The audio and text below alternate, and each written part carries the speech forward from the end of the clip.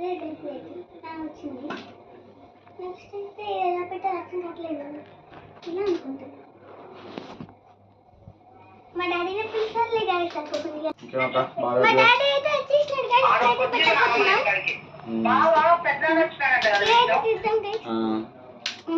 మా పొద్దు నుంచి పెద్దతో ఉన్నాడు. 11 గంటలకి పోయా. ఆడ హాస్పిటల్ కాడ చూసుకొని ఏదో పెద్దలు ఏదో తీసుకోవాలి మందులు కొట్టేది ఏదో అని అంటే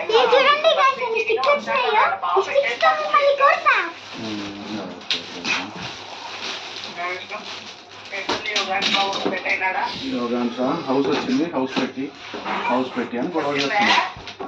నిన్ననే వచ్చింది ఏదో అన్బాక్సింగ్. వాడు 30,000 మందులు అంటే 10,000 బొమ్మలైన అక్క అని అన్నాడు. అని అంటే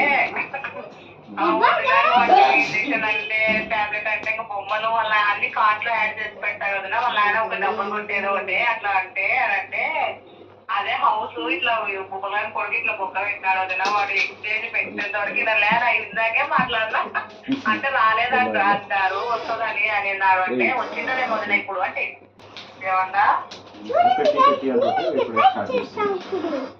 అవునా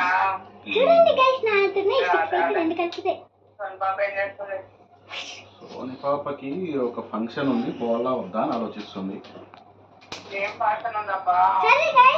ఇప్పుడైతే హౌస్ అయితే మొత్తం రెడీ అయినాక చూపిస్తాం గైస్. మీ పాప మొత్తం రెడీ అయినాక చూపిస్తాం.